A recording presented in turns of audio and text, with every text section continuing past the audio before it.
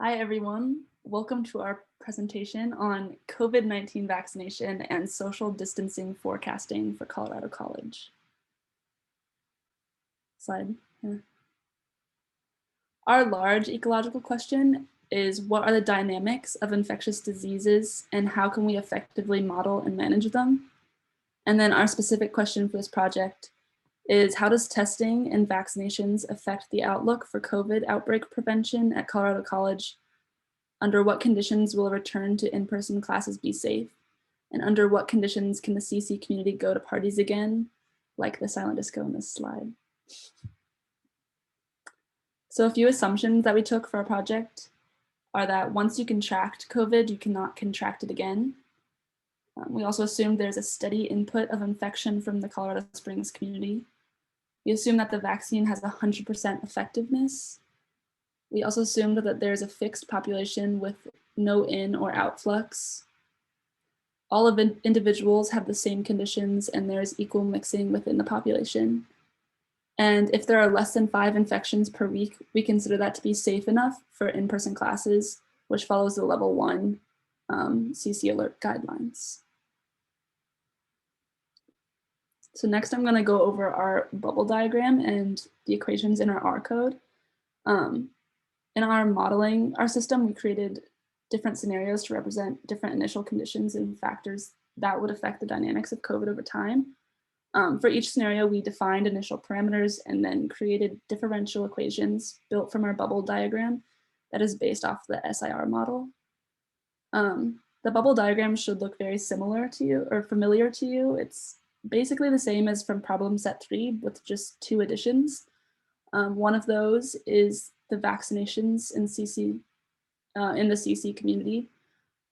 This comes from the susceptible population, and it's a logistic function so that it is more realistic for vaccinations going into arms over time. We also added infections from the Colorado Springs community. Although this rate coming in is very small, we wanted to include it to make it more realistic as well. And so this is done by multiplying the susceptible population by the rate of the infections coming in from the Colorado Springs community. All of these equations were then put together for our R code, which you can see in the picture on the right. In this project, we described COVID-19 as a frequency-dependent disease instead of density-dependent, so our equations reflect that.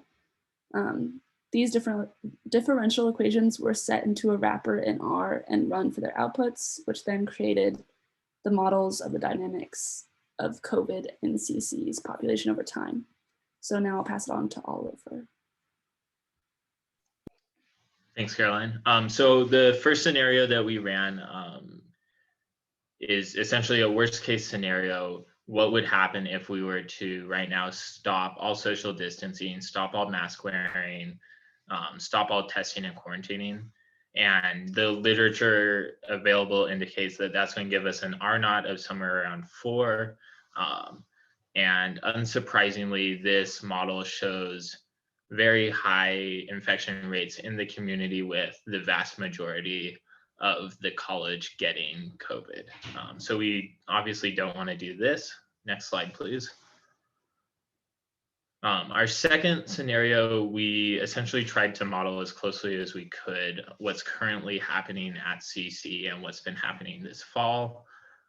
So we used an R0 of 0.8, which is representative of very good social distancing, mask wearing, and doing all of those things. We incorporated testing 50% of the campus community weekly, and this model gave us an average of 4.8 cases per week, which keeps us under that 5 case threshold that CC alert guidelines have for being able to have some in-person classes. And what this really goes to show is that our current approach is working in effectively stopping CC from having a COVID outbreak. Next slide, please. We ran this same scenario again with keeping the testing levels at where they are now, but increasing our R0 to 2. So this would represent having many more in-person classes and loosening up on that social distancing, having some larger social gatherings and less people wearing masks.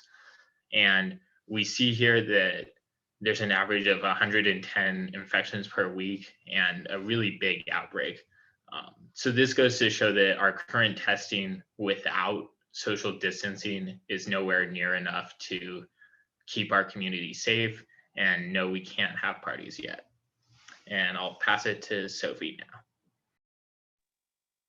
All right, so our third scenario shows 3 different models where we are basically taking what CC is currently doing with testing and social distancing and adding vaccinations on top of that.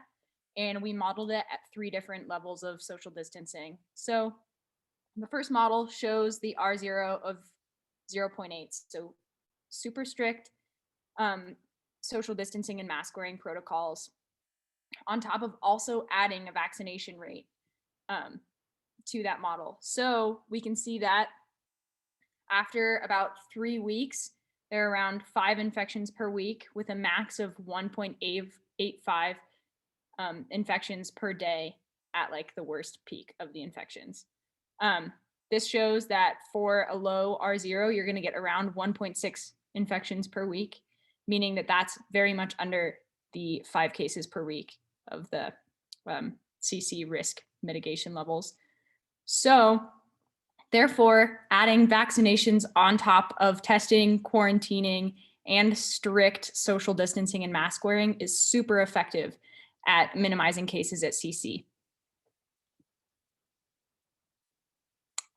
And in our second scenario, our second model here, we have a slightly higher R0 of about 2, meaning that the social distancing and mask wearing is a little bit more relaxed. Some students would be wearing masks and some social distancing, and some would not. And you can see that this does, in fact, increase our infection rate. The max infections per day reaches a peak of about 21.7 cases.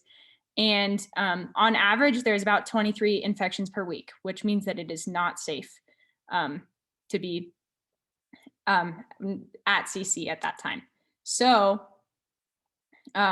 therefore, relaxed mask and social distancing protocols in response to vaccinations, while also maintaining testing, is not enough to keep CC safe. Are we doing? So in scenario 3C, we are now having a super high R0 of about 4, meaning that there isn't any mask wearing or social distancing, and students are interacting like they were before the pandemic hit. So in this scenario, it reaches a peak of about 101 cases per day with about an average of 64 infections per week, meaning that this is extremely unsafe. And even with vaccinations, but no social distancing, it's not enough to keep CC safe. Okay, so our last scenario is kind of similar to what Sophie was just talking about, but for our parameters, we have a constant R naught of 4. So essentially no mask wearings, no social distancing across all 3 of these scenarios, a testing rate of 50% of community weekly, normal rate of community infection from the springs. And then in this scenario, we're actually vaccinating everyone, all 3,000 people at CC, rather than just susceptible people.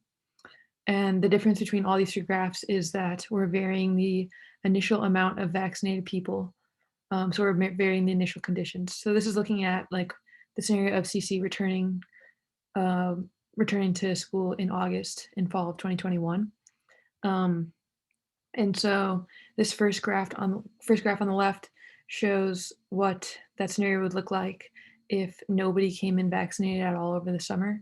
The second one shows that if a third of the population was vaccinated prior to coming back, and then the third shows if 2/3 of the population was vaccinated prior to coming back to school.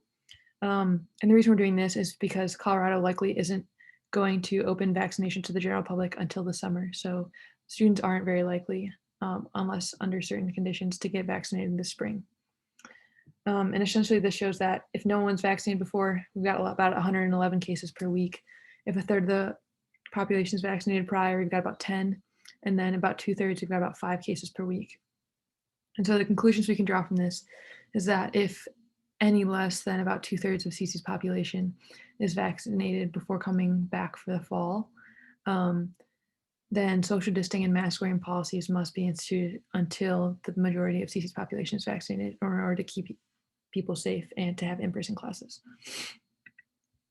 So the conclusions of our project show that a frequency-dependent SIR modeling is in fact effective for modeling epidemiological research and making policy decisions. In addition, based on our data, as we just talked about, continued rigorous social distancing and mask wearing is necessary for containing outbreaks, even once vaccinations have begun to be rolled out.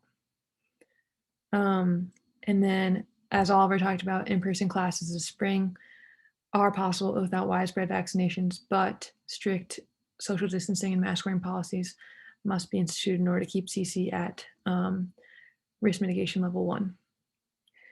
And then essentially in order for us to be able to party, again, 75% of CC's population needs to be vaccinated in order to get R0 to 1 based on the disease's native R0 of 4. So thank you all for listening. That's all.